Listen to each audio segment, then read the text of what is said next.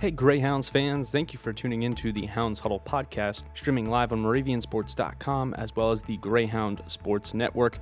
I'm LJ Smith, Assistant Director of Athletic Communications here at Moravian University, and today's guest is head field hockey coach Sarah Dalrymple. We'll sit down and talk to her about her path as a student athlete going all the way to Temple University and even some international play, and then transitioning to the coaching side of things and her career to becoming the head coach of the Moravian University Greyhounds, having their best season to date in program history. So let's get set to meet our guest, head coach Sarah Dalrymple.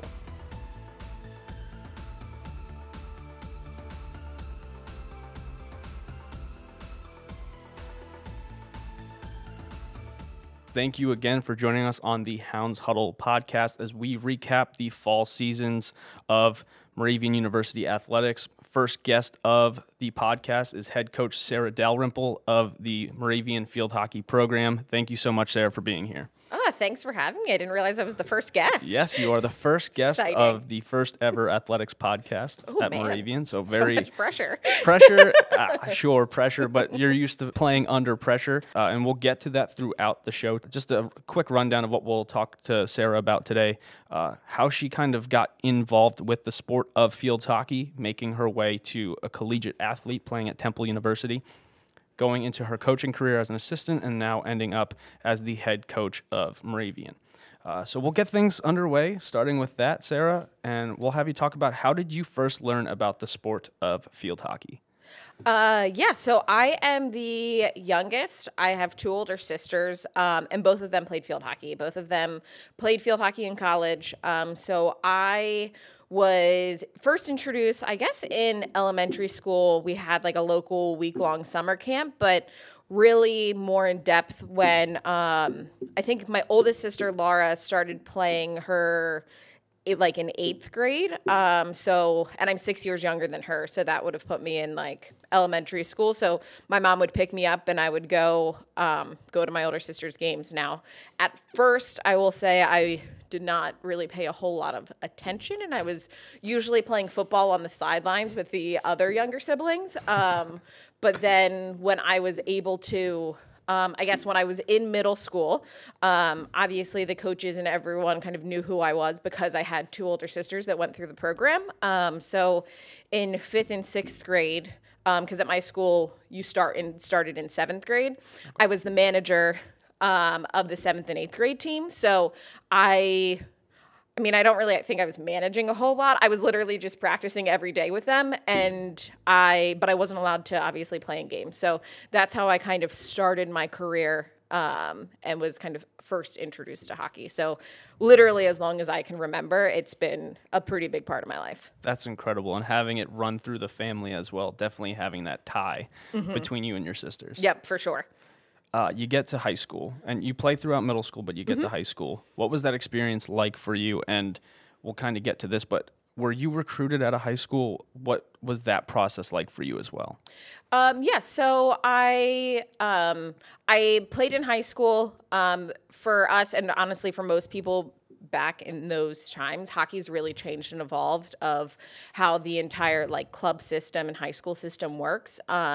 So I started playing club in either my like freshman or sophomore year of high school. So that's really where the recruiting process came from. There weren't any local clubs, so I was driving to like the Hershey, Harrisburg area, which super thankful for because when I initially started playing, I did not have my license. So my mom was driving me, which was, it was over an hour away from our house several times a week. So she was driving me there. So throughout that, and then obviously playing in high school, you kind of go through go to different tournaments. There weren't nearly as many as there are now. And that's where I was recruited and kind of found, I guess the other side of it. So my middle sister, she played at LaSalle. Okay. And when she was at LaSalle, they actually had a grass field. So most of their games were played at Temple. Wow. That's their home games were played at Temple and they were practicing there. So that's how I was introduced to Temple because I was going to watch her games there. So that's really where just the interest in Temple came from, and then it all kind of fell together. So were you recruited as a goalie, or were you a field player prior to that? I was recruited as a field player. So a pretty interesting situation, and it doesn't really happen to many people, obviously. So when I was younger, I really wanted to play in goal, but like I mentioned, 2 older sisters. I had been playing hockey, playing on the field for ages, and I had expressed to my high school coaches that I had an interest in playing in goal, and they pretty much just thought I was crazy, because why would you put one of the people that actually knows what's going on the field in goal? So I played pretty much most of my high school career on the field. There were a few, like I went to camps when I was younger as a goalkeeper, and there were a few times that I played in goal. But then I committed and I signed my NLI to go to Temple.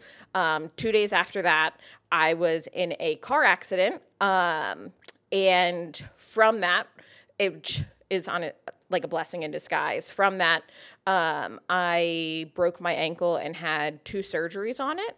But then, so going into my first preseason at Temple, I actually wasn't cleared to play. So I didn't have all of those like preseason scaries that everyone has going into their first year of college, because I didn't really have to worry about it too much. Like I wasn't running when I first got there. And then 2 days before preseason started, the second string goalkeeper on the team quit. So I pretty much knew that I wasn't going to be on the field my freshman year, because I wasn't even cleared to run during preseason. And then my coach called and asked if I would mind coming back in goal, because it's pretty risky to kind of go through a season with only one goalkeeper. And then you also don't necessarily want other teams to know that you only have one keeper. Despite the fact we only had one keeper this year at Moravian. But I was doing a lot of crossing my fingers, hoping that something didn't happen. So I said yes, because why wouldn't I? And then I was given the choice, I guess the end of my freshman year, whether I wanted to continue to play in goal, or to switch back to the field, because they needed to know from like recruiting purposes. And then I chose to keep playing in goal, because I didn't think that I had actually another ankle surgery after that again, because I still wasn't able to like fully run, fully move as well as I wanted to be able to. And I didn't think that I would be able to be the best that I could be on the field. So I chose to stay in goal. And then, within 2 years, I was the starting goalkeeper and playing on the developmental squad with like the national team players. So that was pretty nuts. Yeah, just going from an injury that you thought was going to keep you from your potential and just unlocking a completely different realm of you becoming a goalkeeper at Temple. Yeah, it was, honestly, to look back, it's an interesting experience. Not many people obviously have switched that position. And it's nothing that I ever would have expected. Yeah. Couple stats here. So you were a 5-year student athlete at Temple. You served as the team captain your final 2 seasons. You started in every game your last 2 seasons as well, wearing cherry and white for Temple, playing 2,974 minutes in 42 games, starting all 42 games, and made 204 saves, which is absolutely incredible to think about, just that stat alone. What are some of your favorite memories as you reflect on that? I think in general, just the entire experience. I think of how close of a team we were. It didn't matter what class you were in, what grade you were in, that sort of thing. I think back about, and I talk honestly a lot about it with the recruiting process here. Like, I think back to my experience, and my best friends now were my college teammates. And I think everything that you're doing on a day-to-day basis, you're going through with them. So I think that it's a good bond to have, because sure, you can describe it to others, but they're the only ones that truly, truly know what it feels like and are going through it with you. So you finish your career at Temple, and you just alluded to playing internationally. You're playing in the Atlantic 10 Conference, D1 institution. and now you're playing internationally. Was there a difference that you noticed from being a D1 athlete to playing against internationals? Oh, yeah. The game was so incredibly faster. I think it's interesting. I was actually talking to one of my former Lafayette athletes this past week, and she actually just made the Canadian senior team and just started training with them. And we were talking about it. I was like, it's a different game. It's so much faster. And like every single shot was a shot that was in the corner. Absolutely nothing was right at me. And there were different skills that I think that you could get away with in the college game that you absolutely can't get away with in the in the international game. Because if your timing is off, if you're a second too slow, they will take advantage of it, and they are gonna be scoring goals. So I think recognizing that, and I think the biggest thing was just being conscious and aware of that. So you do have to change your style of play a little bit. And then obviously just getting used to the pace. It is so much faster. So where did you end up traveling to with the team? So I only ever traveled, honestly, out to California. So it's when the U.S. team was based in California. They were training at the Olympic Training Center in Chula Vista. So we were... I trained out there with a team. We actually did like some Navy SEALs work out in Coronado, which was also an incredible experience and probably some of the hardest workouts I've ever done in my entire life. Not probably, definitely some of the hardest workouts I've done in my entire life. And then we also played a series against Canada when I was out there as well. That's so cool. That's incredible. So you finish your collegiate professional playing career, and when did you transition into the coaching side of things? My first coaching job at Longwood was immediately out of college. Okay. So I had transitioned, and I was on the indoor national team at that point. But I was hired at Longwood right after I graduated. I think I graduated in May, started in June, which obviously playing for the U.S. gave me an opportunity and so I'm definitely obviously grateful for that and grateful to have had a position right out of college. But I was able to play indoor and also be coaching full time in the fall, because it's not a full time to play for the indoor team or the outdoor team at that point. Okay. So you start at Longwood University, you head to Hofstra, you spend some time there, and then your most recent assistant coaching job was at Lafayette College, correct? Yeah. So just a couple miles away from Bethlehem here. Tell me about what your experiences were like as an assistant coach that helped you kind of move into your role now. Yeah. I think for me, all of the institutions were very different, and also then different from the experience that I had as a player. So I think that for me, it gave me a good understanding, I think, from the recruiting side of just how different institutions are ran. So there were some programs that were fully funded, some programs that weren't. There were Temple has close to over 20,000 people. Hofstra has close to 10. Longwood smaller, Lafayette smaller. So you see the different sides of it. Some are public, some are private, that sort of thing. So I think it gave me a lot of versatility and understanding, as much as anyone can, how higher ed actually works and functions and how it can be different in different places. And then also from the hockey side of things, just competing in different conferences, getting to know how different teams are playing, different areas of the country, obviously, and that sort of thing. So I think it gave me an opportunity, one, to be able to work with a lot of different types of student athletes, play against a lot of different types of teams, different conferences, and then even just taking each head coach's coaching styles, preparation styles, and just kind of dipping in a little bit to those to see taking away some of the things that I thought worked best, that sort of thing. Starting to create your own type of coaching philosophy. Yeah, philosophy, style, culture, seeing what I want to bring over into my own program. So during your time still coaching at Lafayette, you were also doing some other things. So you were the goalkeepers coach for the USA Field Hockey Junior High performance teams in Lancaster. I'm Yep. sorry if I say that incorrectly. Lancaster. I'll get it from Bryn. So out of Lancaster. What was that experience like working with a variety of ages?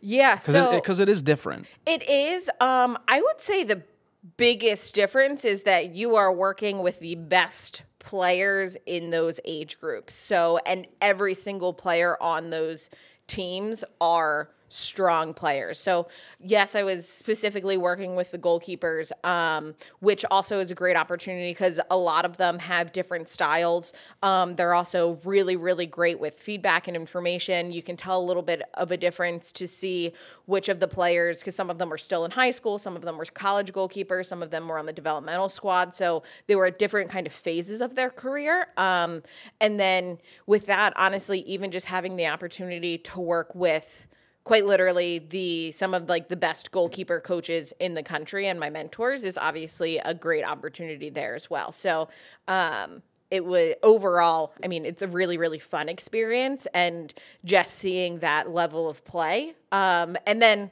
also it's nice to see when you're following the U.S. teams, following whether it's the senior team or the junior teams, a lot of the players that I've coached go on, end up being on the senior team, or they are playing for a national championship, that sort of thing. So it's fun to be able to watch those players in other facets as well. And have that kind of personal connection to them, Yep. seeing them succeed. Yeah. Not like you're taking credit for it, but like by no means. being able to see that you contributed to their process. Yeah. It must feel rewarding. Yeah, no, it is definitely rewarding, and it's, I would say, equally as fun. So it is, it's been a really rewarding experience. You mentioned mentors. Mm-hmm. As you transitioned into your first head coaching job, who really helped you kind of get to this point in your career? I think all of the coaches that I've worked for, like I mentioned, I've definitely, whether it's been having direct conversations with them or just taking pieces of my experience, obviously then taking pieces of my own experience as a student athlete, because that was where I was at the longest amount of time, being that I took 5 years. But so I think just taking a little bit of all of that. So, I mean, I definitely have to, my head coach, Amanda Janney, has been incredible, as someone that I still talk to. And then even as recent as, Jennifer Stone, I worked with her for 4 seasons. She is a constant student of the game. She is incredible in her organization, practice planning, like from the behind the scenes things of coaching. And I've taken a lot of that into what I do on a regular basis, because it's also what I know best, and the most recent. So I definitely have to give her a lot of credit for that. And she's definitely taught me a lot over the seasons that I worked with her as well. That's incredible. Thank you for sharing all of these stories, from all the way from being in elementary school to most recent being an assistant coach at Lafayette. We'll take a short break and reconvene as we start talking about your short tenure here, but your experiences as the Moravian head coach of the field hockey team. Are you looking to get your hands on Moravian University Greyhounds gear? Head over to moraviansports.com and click the link Sideline Store under the tab Fan Zone to find our Moravian apparel store. Each month, there is a promotion that offers a discount to all things Greyhounds, from hats, hoodies, shirts, and more. Head to the Moravian Athletics Sideline Store today, powered by BSN Sports.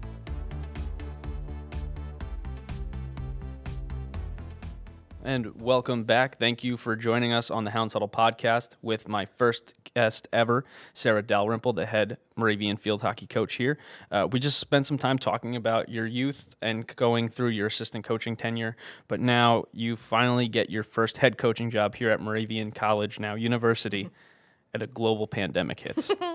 So let's talk about what that experience was like, taking over a program during such a difficult and confusing time. Yeah, so I think honestly for me, because it was my first head coaching experience, I think that I probably would have had a different reaction or like a different expectation if it wasn't my first head coaching experience. But because it was, it's almost like I didn't really know any different. So I would say I started 2 weeks before the pandemic started. My first true team meeting with the team was telling them that they were going to go home for the semester. So that was definitely an interesting and a bit of a challenging experience, obviously. But at the same time, I mean, it's what literally everyone in the country and in the world was going through. So I think I was able to keep that into perspective. And then did a lot of focusing on getting to know each player. So having individual Zoom meetings, and then also just trying to work on, changing the culture of the program a bit and getting everyone so we're on the same page, working towards the same things, and same goals. So I think I really treated that as like a get to know you type of time period versus a really like the X's and O's of hockey. Well, and I think that's one of the only things you could have done is because you're sitting there via Zoom at that point, just trying to get to know your team. And it's hard to find personality of your student athletes through a computer screen. So having that extra time to kind of be like, this is who I am. Let's learn about you, but also let's figure out how we can come together as a team. Yeah. Especially with it being your first head coaching job. You don't know any different yet, but you also are trying to figure it out on the fly at this point. Something no one's ever had to deal with. Yeah. It was definitely, it was definitely interesting. But at the same time, I think looking back, I think it probably worked out the best that it could have. And I think the time that we had together as a team, both the periods of time when we were away from campus, but then last year being back on campus, but having only the spring traditional games, and not having a fall, I think for us it went, at the best that it could have gone for us. So I think that we were able to use that time productively, and I felt comfortable because stepping onto the field for our first game, I really felt like I had a grasp of who every individual on the team was, and I am certain that I would not have felt like that had we had a traditional fall in the start of 2020. So when you get to your spring non-traditional games, you have scrimmages against landmark conference opponents. What was it like for your squad to step out on the field and finally face someone else other than themselves? Because they haven't played a game in forever. Obviously, these games are still scrimmages, but just to see other faces and go up against other competition within the conference.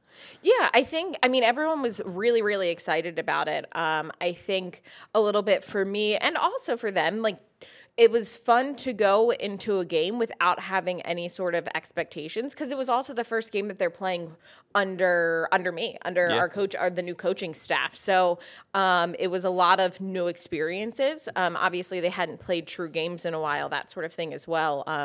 And it's not like we were scrimmaging full field against each other because we didn't have the numbers. So I think it was really exciting. I know the team was really, really excited for it. And I think that they were most excited to really see what we were working on, be able to translate into a game and see how that was going to be different from how they've played before, what was the same, that sort of thing. So you step on the sideline for your first collegiate head coaching game against the Sales. What was going through your head? Energy, anxiousness? Because now there's an expectation. You want to win a game, and it's this first time these sophomores are stepping on the field in a collegiate game. So what was the vibe in the locker room between you and the team? Yeah, I think once again everyone was just really excited to be able to play. They know that we were able to that we've put in the work. They stepped on the field, had a plan. Unfortunately, we were missing 2 players from our midfield for that game because it was postponed and was supposed to be the day before, and they weren't able to come due to conflicts. But so I think that side of it wasn't obviously ideal, but at the same time, everyone was just really excited to get out into the field, especially after seeing success in their spring games. We didn't get the outcome that we wanted, but at the same time, I think that it was a good game to kind of step out because they always play to sales first. Yeah. So it's been a tradition. I don't play them first again next year, that sort of thing. So it's they've always opened up with them. So I think that they are. That the team was definitely excited and a little antsy to get out onto the field and play. So you play your first game. You mentioned obviously not the outcome you wanted, but then the team rattles off 4 straight victories. What was that experience like? Like you earned your first win as a head coach. You go on and you earn 4 straight victories and then suffer a heartbreaking loss to a landmark conference opponent to open the year. But then you go on a 10-game winning streak, shattering the school record, including big wins over a ranked Susquehanna squad, which got goosebumps thinking about it again, and then take down Scranton, which we knew that's always going to be a game circled on our schedule, and then even outside of conference, a regional game against Ramapo. So all of these big wins coming in such a long span of a 10-game winning streak. Did you notice or did you feel the magnitude of what was going on? Yeah, I think I still don't fully grasp it because once again, it's been my only experience here. And even just to think about it and look back on the experience and what the fall looked like, I mean, you kind of have to go into it. Like, yes, you have expectation, but at the same time, you have an expectation, and I feel like you're still just flying a little bit blind in there. Especially, I think, for myself, because I hadn't ever coached in Division III either. So you usually have like a pretty good grasp of the opponent you're playing against. And obviously you do your scouting and that sort of thing. But at the same time, because you have anyone that's scouting is, especially the first half of the season, like, games from 2019. Yeah. So teams have fully changed. And so it's been, I don't know, I still feel like you were almost riding like a little bit blind going into it. Yeah. But it just, I mean, even reflecting back, thinking about it, this season exceeded any expectation I had. And I think, I mean, it was a lot of fun. I think the team had a lot of fun. I mean, you mentioned breaking records. Like, we've gathered and kind of listed the things that we've accomplished this season. And I mean, it's like a list of 20, 20 different, like, either records or firsts or having the most all conference players. Like, it is one after the other. And I think it has been so incredibly rewarding to see. And I think, and I know that it has for the team as well, because I mean, we've talked about it in our individual meetings and that sort of thing. But so incredibly rewarding to see that type of success come from the work that they are putting in, because it is 100% the team. It's the work that they're putting in on the field, off of the field, the culture of the program, the work that they put in to get to know each other throughout the pandemic.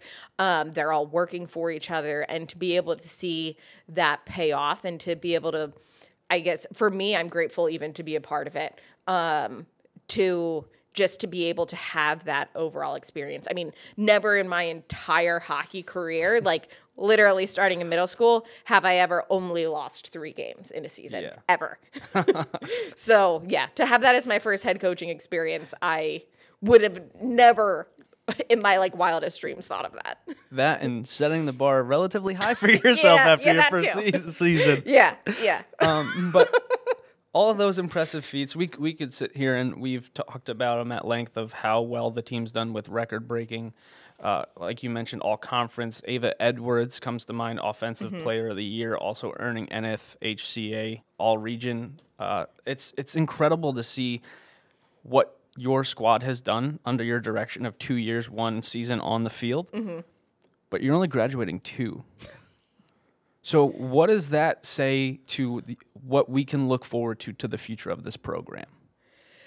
Yeah, I mean, I Not, I think. I mean, I'm excited. I'm really excited for next season. I'm excited for this spring. I know the team is really, really excited. I think that we have a lot of leadership in every single class, from the juniors going to be seniors. I mean, Mackenzie Jacobson was a junior captain this year, so we have her returning. And then there's, like I mentioned, there's leadership in every single class, even going down to, and I think a really high amount of contribution from every single class, because if you look at our 2 leading goal scorers, one was a senior, the other one was a freshman. So there's been so much contribution, and the team is extremely close. So they are very excited. And even, I mean, sitting down in our individual meetings, none of the sophomores or the first years have obviously been through a traditional spring season. And then I'm talking to them about, like, the next time we'll be together as a team. And they're like, I'm sorry, wait, we're not practicing until March? Like, as a group with everyone there and coaches. Like, what? So I know that they're really excited to get after it. And I think everyone's excited, including people that aren't necessarily directly involved in the program. Oh, I mean, being a Moravian graduate and my wife playing in the program obviously hits home a lot, being a supporter of Moravian and this program itself. But seeing the progression since I've been around has been astounding. And the fact that we have, I say we, you and the team have built just in one season. You can say we. You can say we. The progress that has just come in your 2 years here, just how can you not be excited of what the future holds? And the fact that Ava Edwards, Emily Brandt, the 2 seniors that were on the team this year, they've seen everything from coaching changes, all the whole thing, playing through a pandemic, to having one of the best seasons that they couldn't have even imagined. Of talking to Ava and Emily, it's amazing to see and hear their perspective. Yeah. But the fact that you had freshmen, sophomore, juniors contributing across the field is just amazing to see. The camaraderie that this team has built for themselves, for you, for this university is incredible to be a part of. It's a palpable energy. Yeah. And every time they've stepped out on the field. So I don't even know. It's like overwhelming, I think, is the easiest way to put it. Yeah, I would say definitely, because it's something that I honestly can't even think about on a day-to-day basis, because I just get that excited, and then I'm like, Sarah, you got to pump the brakes. We got to pump the brakes. We've got a lot of time here. Yeah. I mean, it definitely is exciting. Immediately after the season, I think, is the time that I kind of struggle the most with, and that's whether I was an assistant or even now as a head coach, because the thing that I'm constantly thinking about is, oh my gosh, I cannot believe I have to wait like a whole year to do this again, like a whole year. Like it always goes by extremely fast. Yeah, but like, that's a long time. Yeah. That's a long time. And especially for as fast as the fall felt, it went. Yeah, for sure. So and hosting a playoff game, which making your first playoff appearance since 1987, the first time in the Landmark Conference, a feat. It was so much fun to be a part of. And being in the position that I am, being able to cover all of the sports, it's unique to see sport by sport and be a part of that, and how the team takes to everyone. Yeah. So it's so exciting. Yeah. The year you had. And I think so, and I feel like, I mean, you mentioned 1987. So our equipment manager asked me in the beginning of this, or like right before preseason was starting, what I wanted the locker room code to be. And I think when I initially told the team, they kind of looked at me like I was crazy, but I mean, we made it 1987 because that was the last time that they had made it to a conference playoff game, and I wanted to make sure that that's something that was in their mind every time that they step foot, because there were definitely times, especially in the beginning of the season, that I knew the potential that they had, but they had no idea the potential that they truly had, or and the amount of success that they had the potential to reach. I think as the games were kind of going on and that sort of thing, win after win, they were like, well, like after a certain point, this doesn't become a coincidence anymore. I think that that's something like I said, they thought when I made the locker room code in 1987, I think all of them looked at me, they're like, what, why? Yep. So I think that even just having that on their mind and making sure that we have a competitive environment is I think what has also led us to have that level of success as well. A little bit of subliminal messaging going on with that locker room code. I like that. And it's definitely evident with your squad, the way they bought in, and not just for themselves, but it's bigger than them. Yeah. And having that understanding is just remarkable. Yeah. Well, Sarah, thank you so much for spending time with me this afternoon, recording the first ever episode of the Hounds Huddle podcast. Very fortunate to have you as my first guest. Appreciate everything you've done so far and look forward to what the future of Moravian field hockey has to come. Thank you so much, LJ. It was my pleasure. Awesome. What an interview that was with head field hockey coach Sarah Dalrymple. I am so excited I had the opportunity to sit down and reflect on the past season, as well as learn about her journey to becoming the field hockey head coach of the Greyhounds. Be sure to follow the field hockey squad on social media at Moravian FH on Instagram and Twitter, and Moravian University Field Hockey on Facebook. And if you haven't already, go ahead and follow Moravian University Athletics as well on all social media platforms. That's all I have for you on this episode of the Hounds Huddle podcast. Until next time, I am LJ Smith, signing off.